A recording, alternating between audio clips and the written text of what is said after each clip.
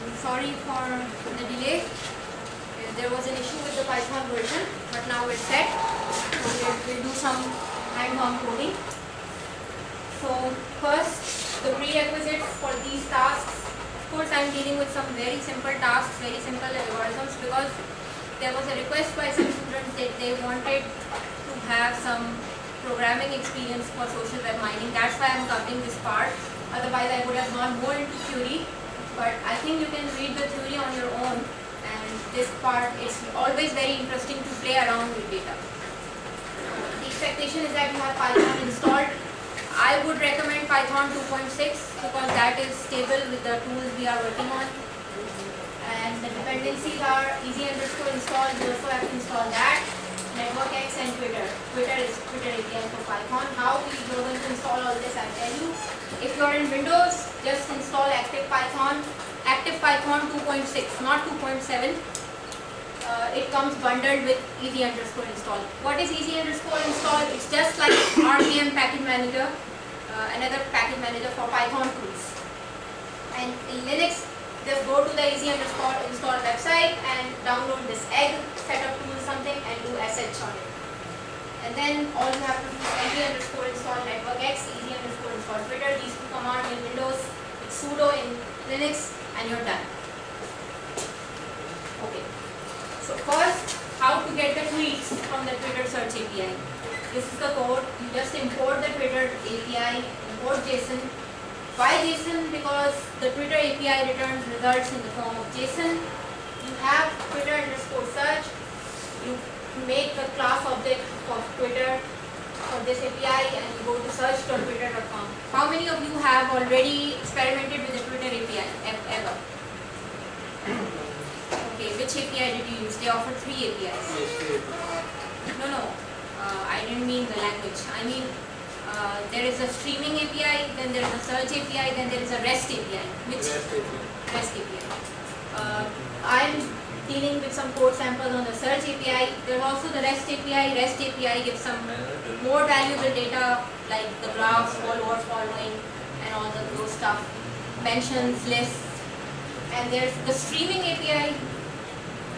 Do you know what is JSON, by the way? Everybody knows. Not everyone. Only one person. 2, 3. Only 3 people. So you cannot expect them to know this.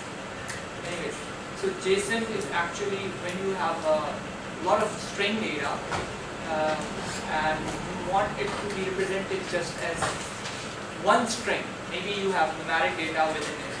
Maybe you have a float data. You want to bundle it into a single string so that it could be transferable as one string. So for that reasons they have developed a standard called JSON. It's kind of an encoding. It is super concatenation. Yeah, you can say kind of concatenating other data, many data into one string, and then you can recover it back by reading that JSON data structure. Thank you for that. So then what you do is we are calling the search.twitter.com search API. If you want to call REST API, there is another syntax. I will upload about that. And there is also the streaming API. Streaming API gives you access to the Twitter firehose. What is Twitter firehose? In real time, you get random tweets of random people. That is known as a streaming API. But as of April 2007, Twitter changed its terms of service. They gave you access to 50% of tweets from the streaming API, but now only 2%. And if you want to buy for 10% and 100%, you have to buy it. So they now come up with a new business model of selling data. So let's just do with a search API for now. So we have this as a list search results. We call it 5 times in this loop. We call the search API and we pass the query Pakistan RTP is results per page, and we get it as a JSON object. We dump it as a JSON object into this list, search underscore results, and then this search underscore results would have many fields. We just want to read the tweet text. So we will call our text in here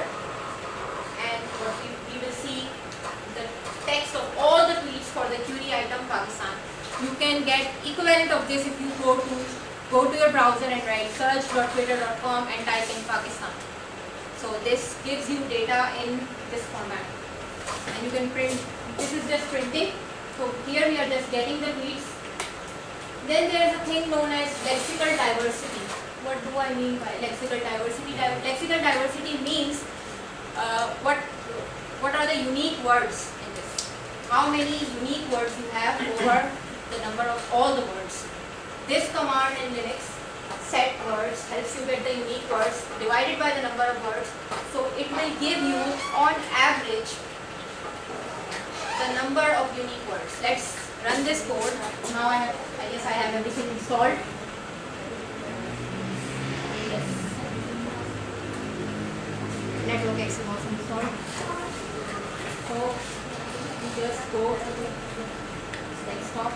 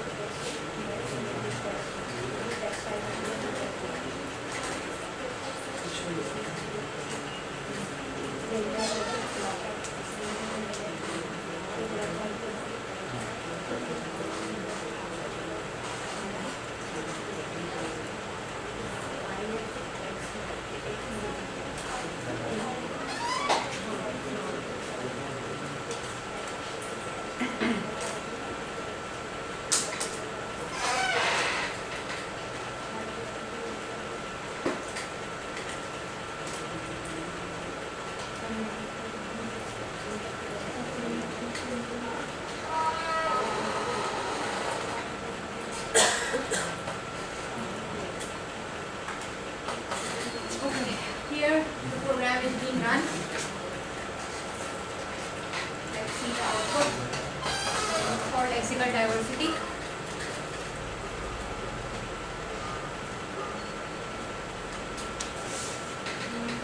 query term was here Pakistan. You can pass any other, and we're calculating the lexical diversity. It would take some time because it calls the Twitter API, Twitter search API.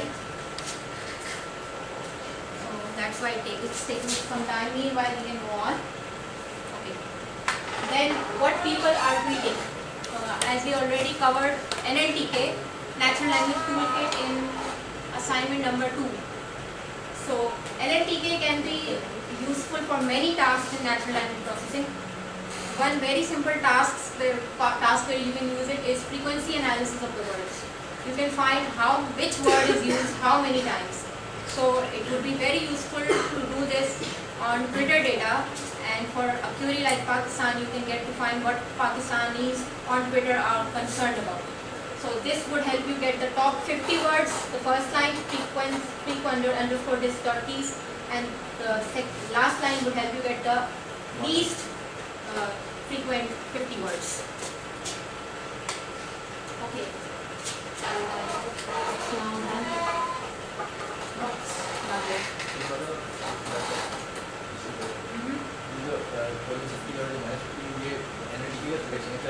Python. I can do it with any array or something. Any. If I have a sorted array, Yes. I have 50, Yes. top 50. That's the beauty of Python. There are many such things in Python. Okay. Birds is coming from here.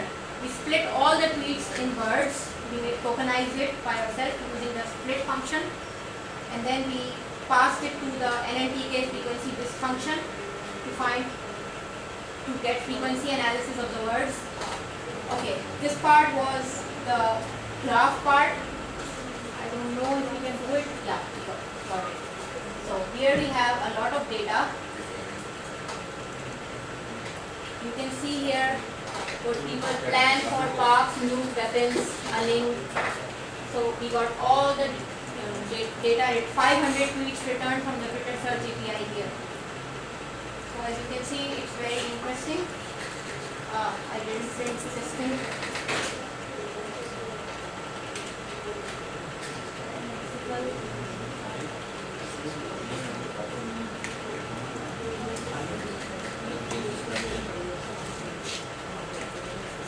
Let's try again.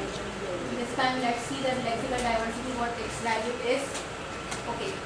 In the meantime, I'll explain to you about extracting relationships. We talked about graph and relationship extraction and extracting data. So there is a very useful tool called NetworkX. There is also another tool R, but we did not have time to cover R since the time duration is already very short. We might do so in next lecture, I will promise, because it's very hard to set up in the lab.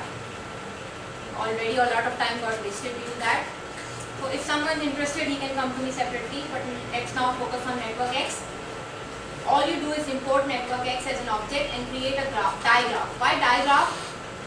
Because we are talking about Twitter, and Twitter's graph is directional. Facebook's graph would be undirected graph. Why? Because you have a two-way relationship. So even if you don't mention the direction, it's understood that it's undirected. But with Twitter, someone follows you, it's not necessary you follow him back. We are studying the retweet graph. If someone who has used Twitter knows, there is a thing known as retweet. If you agree with someone, like on Facebook, someone shares a good video, you share it again. In Twitter, that thing is known as retweet. Someone tweets something, you give an RT ad or retweet. So a lot of people do that on Twitter. A lot of social media activists retweet each other's statement, especially during the Tunisian and Egypt revolutions. There were a lot of retweets, and it's said that much of data and much of news spreads through retweets. So what we are doing here is we pass the same theory, Pakistan. Up to here it's the same thing. We gather the tweets in all underscore tweets. Here is the function using regular expressions. I hope you remember regular expressions from compiler construction and NLP. So using regular expressions, we extract RT. There is another syntax for getting retweet, via. We extract those tweets that have RT or via in them, and we find out who retweeted it, who was the source of the retweet, where the tweet originally came from, and what was the tweet ID. And then we add it to a graph structure like this. And NetworkX is very easy. All you do is keep on adding edges, and it makes the graph for you. Like you add an edge 1, 2, 2, 3. So graph would be like this: 1, 2, 3. So it's very easy to use. So we are making the retweet graph with this data, with this code. Then we have to generate the second step is to generate a dot file. What is a dot file? Dot file is to be used by a tool, GraphViz. GraphViz would generate you the image of the graph. In Linux, there is a command for it. You can install it in both Windows and Linux. So this is the code for that. What you do is the search that you saved in G, in the graph G, in the previous code, in the previous slide. Here we had G. So what we do is we add the nodes. N1 is node for the graph G. You can see for N1, N2 in G dot edges. here. So we are getting the nodes of the edges, and why I use that? Because it's Unicode. It gives an error if you don't write that. So we convert to bytecode and we save it in this file. We create a file Pakistan_search_results. And this is the code for generating the dot file. Then lastly, you visualize the retweet data in a graphical form. For Windows users, just install GraphViz and open the dot file and you will get this graph. For Linux users, they have to run this command. And it will create a PNG file. That's it.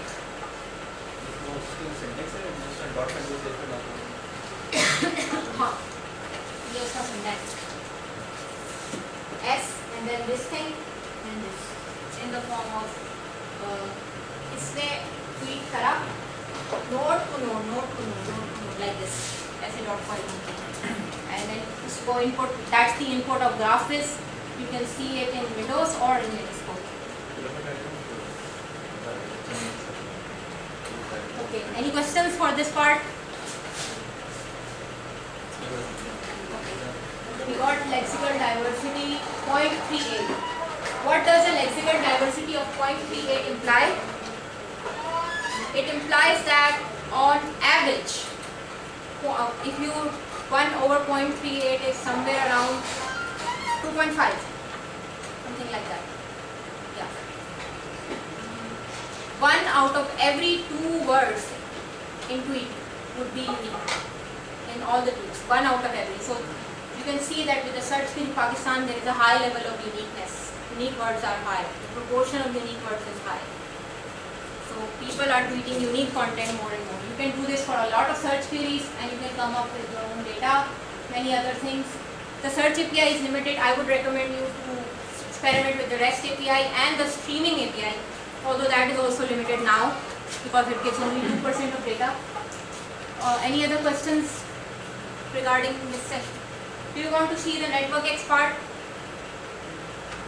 Yes.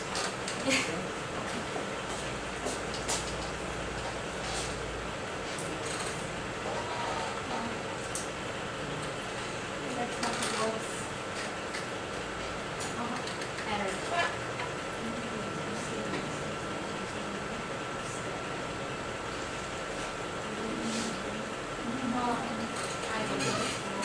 Indentation.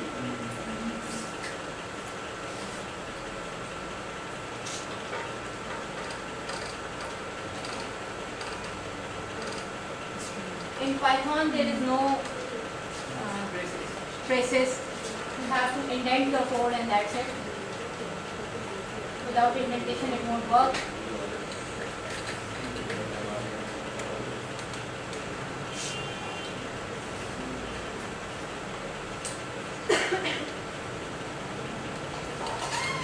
That's it.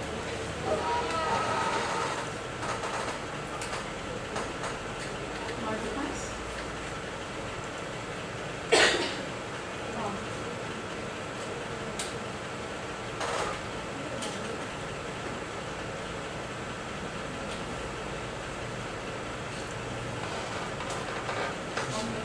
It will again take some time. We get the dot file first. But there is a problem. I don't have GraphViz installed.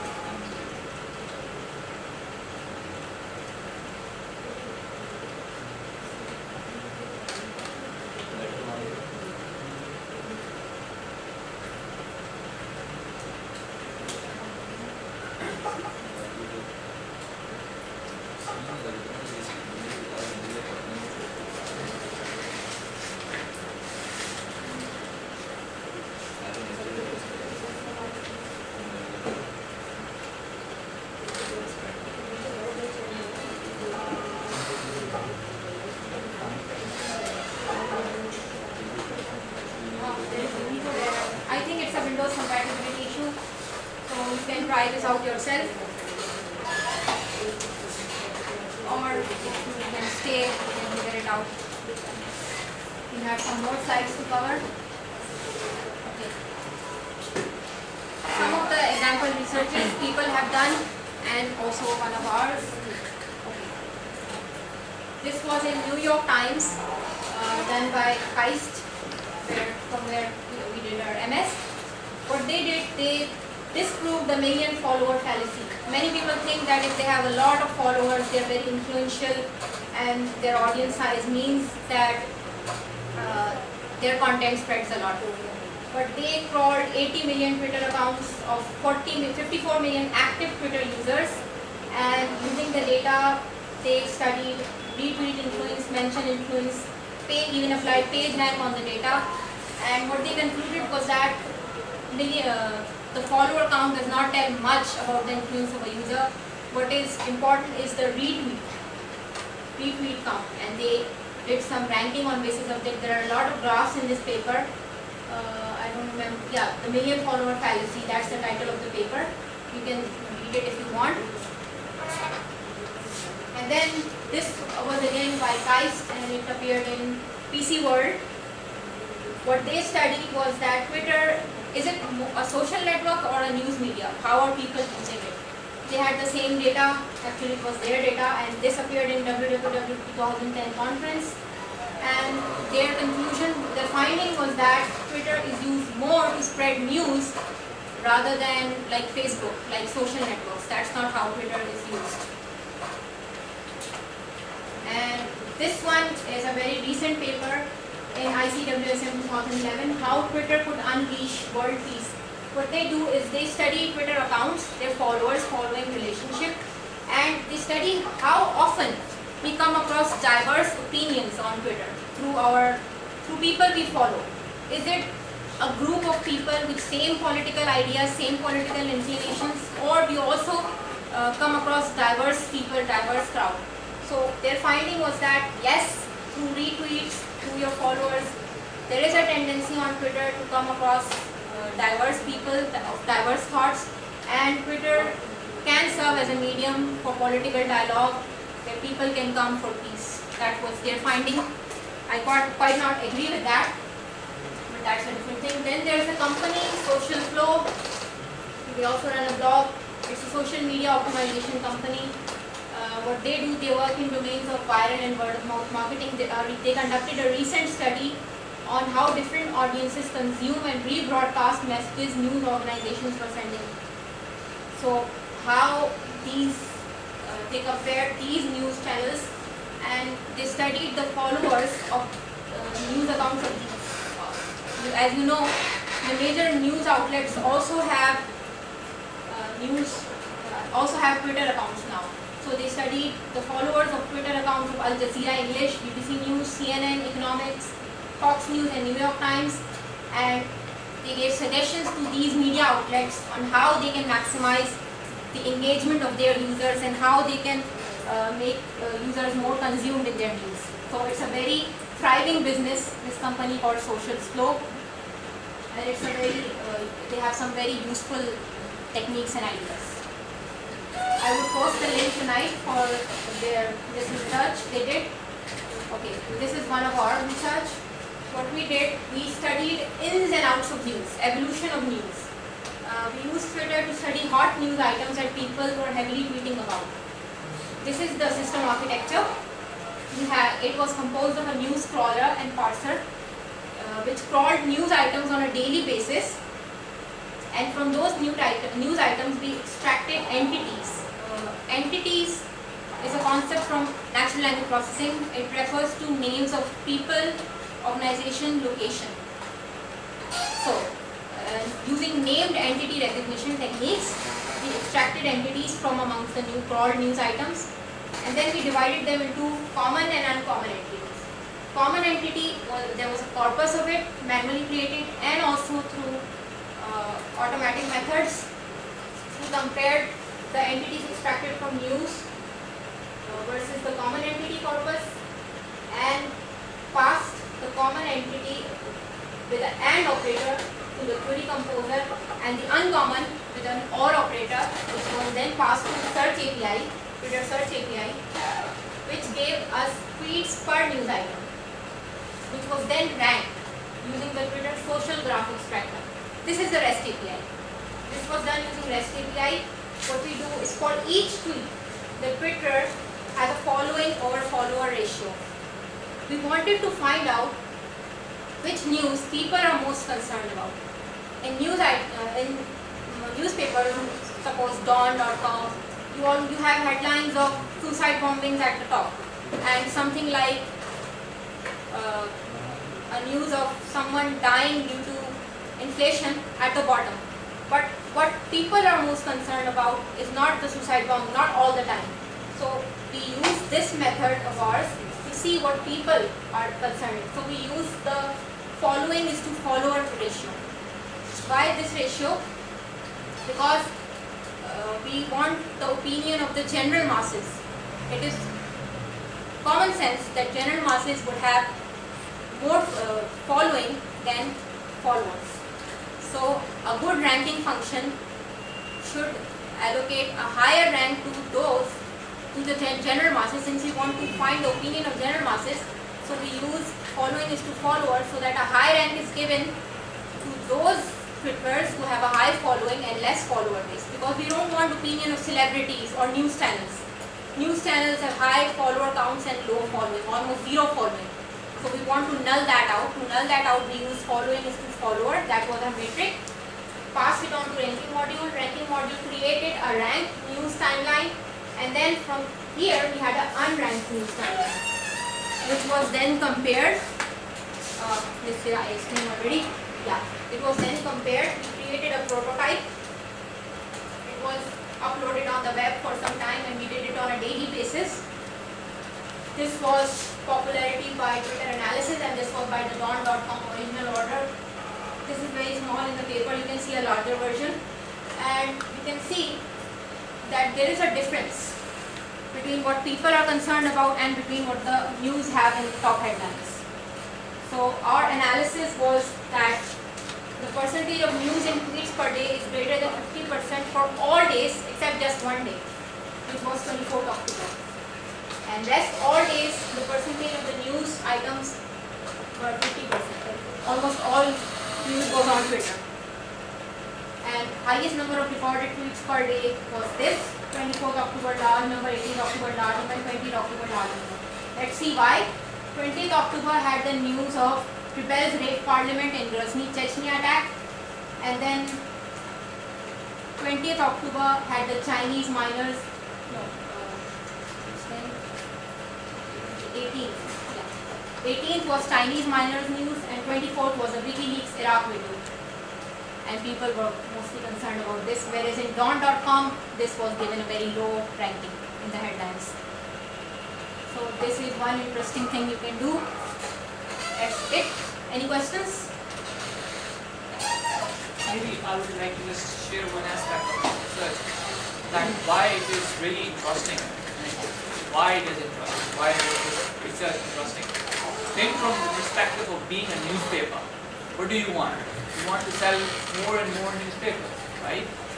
Do you want to reflect the sentiment of people, or do you want to impose your idea to people? What do you think would be read the most? Definitely what is being liked or admired by the people. If you are a clean, really, if you are clean in your business, then such ideas could facilitate and highlight what editors made as a mistake today, right? Because this kind of system tells what was not popular was in fact not a news, right? What was popular in your case was not a news, and what was not popular according to you was the highlighted news in the masses. So this can tell whether the editor of a newspaper is doing a good job or not a good job. One thing. Second aspect, it could give a hint that which newspaper is biased towards a certain idea. For example, they are highlighting let's say bomb blast a lot in their news headlines, but they don't highlight the drone attacks, for example. So these kind of things can give a more insight of what the newspapers have as in their hidden agenda. Moreover, this can provide an evidence to have better security for the governments if they are interested in knowing what is being spread to the masses by some newspaper. So they can look behind why certain newspaper is behaving like this. For example, they are covering a certain idea but they are sidelining certain idea. So that's how they can check out the link between what is moving them, right? What is pushing them to push what's at the top. Likewise, this can also help political parties, genuine political parties, who are interested in seeing the people's opinion or the sentiment. So these kind of things are really fruitful for a society who cares about the opinion of people.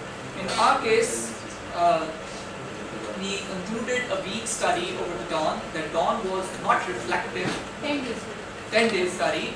That dawn was not reflective 50% of the time at most. How the people react over the data. So they were not giving good headlines as per the people's real interest lie at. So these kind of relative studies between different newspapers can give a good competitive analysis of who is better. The study that we presented was there at Stanford, and you can understand why US, I mean I'm talking about, they take such researches very seriously, and in our opinion, in our part of the world, if not today but tomorrow, certain researches would make sense. Maybe later you can further, if you further these kind of researches, you can predict where a revolution is about to happen, because the sentiment of people are not being reflective. So it means there is something that people want to do and they are being deprived of. So these kind of things tell you a lot more than what you know through simple means. That was some objectivity behind this research that we shared. We performed. Any questions? Any questions? Any questions? Any ideas you can think of? Can we use techniques from Twitter mining and sentiment analysis using collective intelligence to predict stock data? Of course we can. There is already much of work on that. I recommend you Miles Osborne of University of Edinburgh. He has a paper on that. There are some more. I don't remember the authors right now, but I can send you an email. Of course you can do that. That's also a very interesting area. One more interesting finding that you may be interested in through this research paper, we did not expose all of the findings, we exposed some of the findings. One very interesting finding was that Pakistanis usually are not interested in what happens in the local politics. They are more interested in knowing what happens on the international level. So whenever there is some international happening, people are bound to do something. So you can understand what we are interested in. Sometimes you see in the newspaper the top headlines, making headlines that Zardari visits certain place, but nobody reads that. But that was the headline. So, I mean, and usually that is the popular headline, but that is the most deprived headline in terms of people's sentiment. Likewise, you can see this getting changed in terms of region. Maybe Karachi people behave differently compared to Lahore people. And likewise, if you go out of Pakistan, Bengali people behave differently compared to Pakistan.